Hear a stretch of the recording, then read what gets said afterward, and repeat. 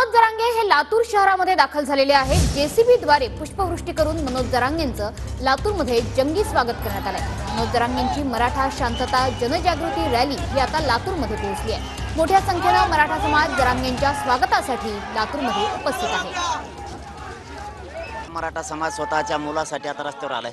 आमच्या मायबापाने फक्त कष्ट केले, त्यांच्या वाट्याला आलेलं संघर्ष, त्यांच्या वाट्याला आलेला मायबापांच्या आलेला काम त्यांना आलेला त्यांच्यावर झालेला अन्याय आता स्वतःच्या लेकरावर नातवावर होऊ नये म्हणून माझा मराठा समाज ताकदीनं तुटून पडलाय।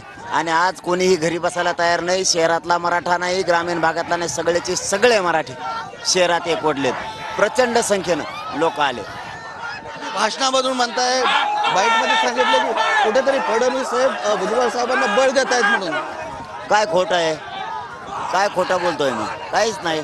फडणवीस साहेब जातीय तेढ निर्माण करायचं बघतात। धनगर बांधवांचं एसटीतून आरक्षण मागायचं सोडून फडणवीस साहेबांचं ऐकून, फडणवीस साहेबांचं बळ घेऊन छगन भुजबळ डाव साधायला लागलाय। डाव असा आहे की धनगर बांधवांच्या आणि मराठ्यांच्या गोरगरिबाच्या भांडणं लावून द्यायची आणि आपण मजा बघायची।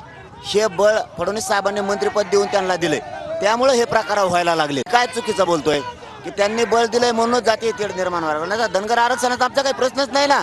ते एनटी-व्हिजेंटीमध्ये त्यांचा वेगळा प्रवर्ग आहे, आमच्यामुळे त्यांना धक्काच लागत नाही। काही धनगर बांधवांचे नेते, काही लई चांगलेत, पण काही नेते छगन भुजबळचं ऐकून भांडण विकत घ्यायला लागलेत आणि स्वतःच्या जातीचं आंदोलन उभा केलंय आणि फायदा दुसऱ्यालाच व्हायला लागलाय।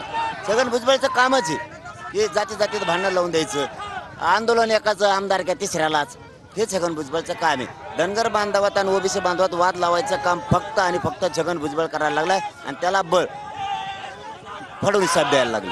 कॅमेरामन आपण मोहरकर सह संजय सरोदे, TV9 मराठी, लातूर।